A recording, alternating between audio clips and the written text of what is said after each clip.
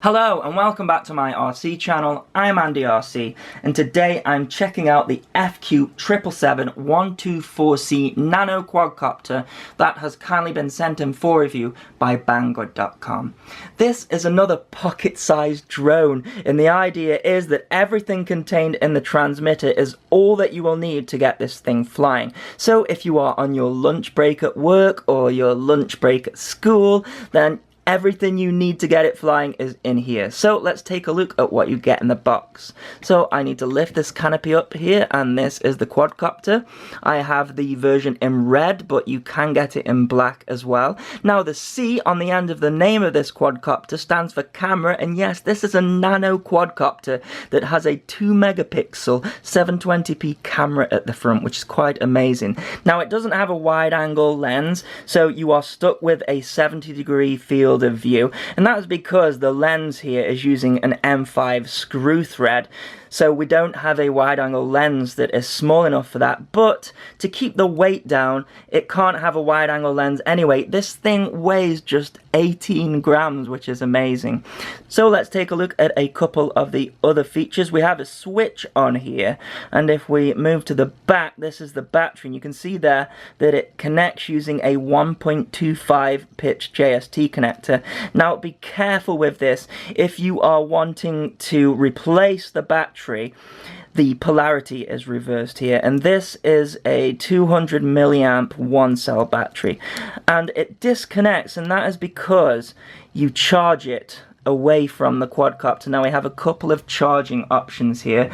Now this is the charger cable that connects into a computer, and of course this doesn't fit in the transmitter, so be aware of that. However, there is an option to charge this quadcopter from the transmitter, so let's take a look at it, and that is underneath here. You get a little pouch of stuff, so let's open it. We've got a bag here, so we've got 2 spare sets of blades in there, so that's 8 propellers in total, which is pretty cool. We have got this sort of carry handle here, which I don't think I'll be using. We also have some landing feet in there as well.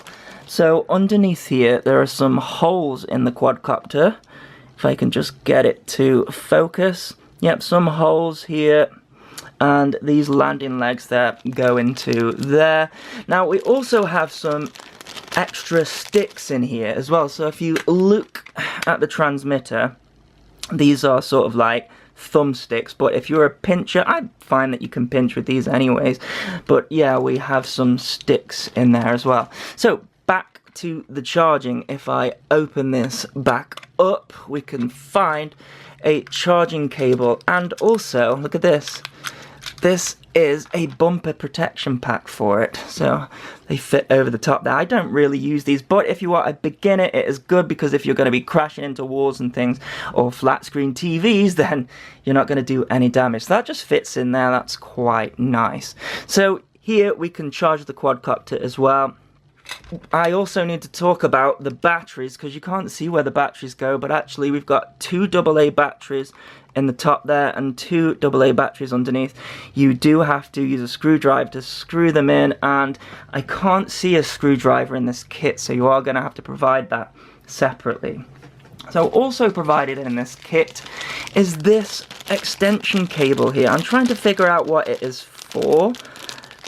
In the manual it says it's a conversion cable, but all I can see it doing is extending this wire out here, so I'm not sure what that's for. But anyway, you get one of those, a micro SD card reader, which is quite nice, and of course we have the SD card as well, which is in here. It just slots into the side there, which is pretty amazing that they've managed to get this flying with a micro SD card in it, and 18 grams, so only a few grams heavier than your normal nano quadcopter.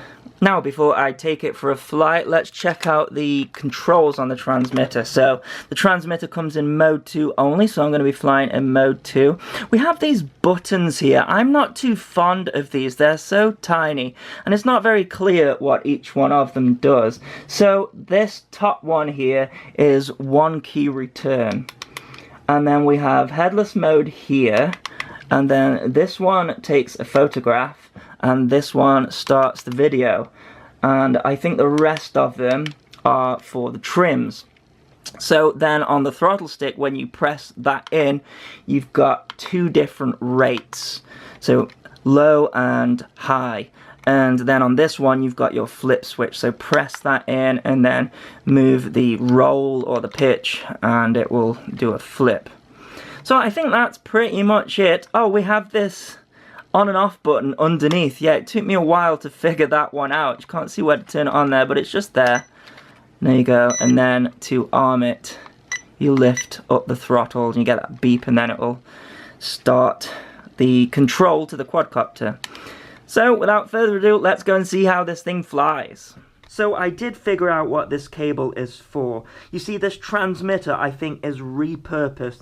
Usually this would plug directly into the quadcopter and start charging it. However, this battery is separate, so it doesn't fit into this cable. So you use this extension cable here that plugs into there and then plugs into the battery and starts charging it. Simple.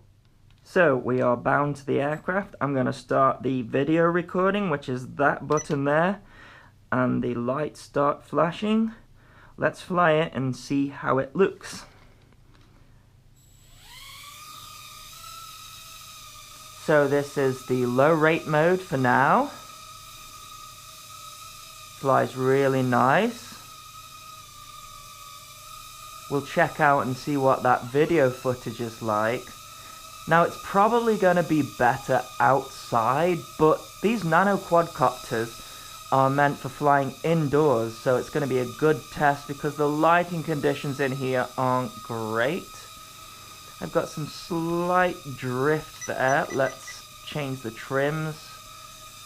There we go. And a bit of forward trim. That's better. So as always with these quads, the best way to get video footage is to fly it using the trims. So I'm going to do that. You see just very slight adjustments there. Means that we can get some stable footage. It's getting away from me a bit there, so to fly some back in to see what the video footage looks like there. I think I put too much forward trim in. See if I can get it level.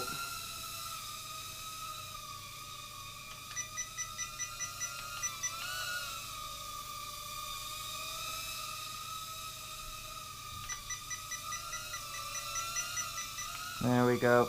I put too much forward trim in there. As I say, I'm not too fond of these buttons.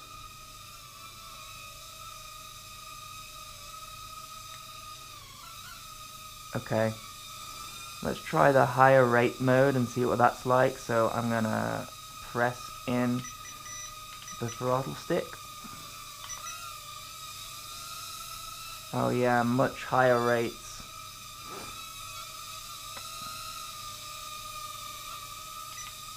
Still not happy with the trim there. That's better. Let's try a flip. So I'm gonna push in the pitch and the roll stick. Yep, does very nice and quick flips. Still not happy with the trimming of this.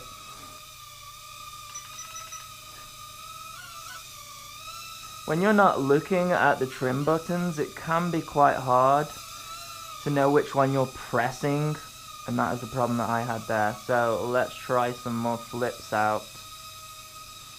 So press in the stick, and it does gain quite a bit of height before it does the flip.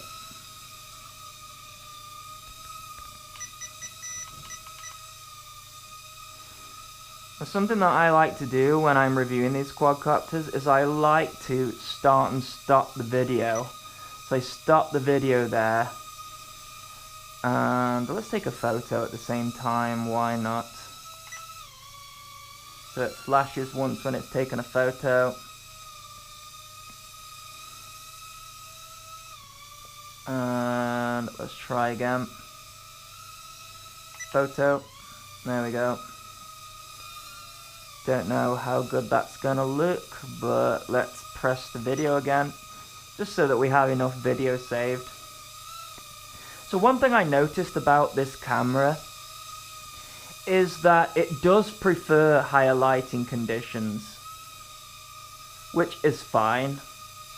But when you're flying indoors, which you're mostly going to be doing with this, then you're going to get more grain on the video. So it seems like we lost the battery there. Let me just stop the video for a second.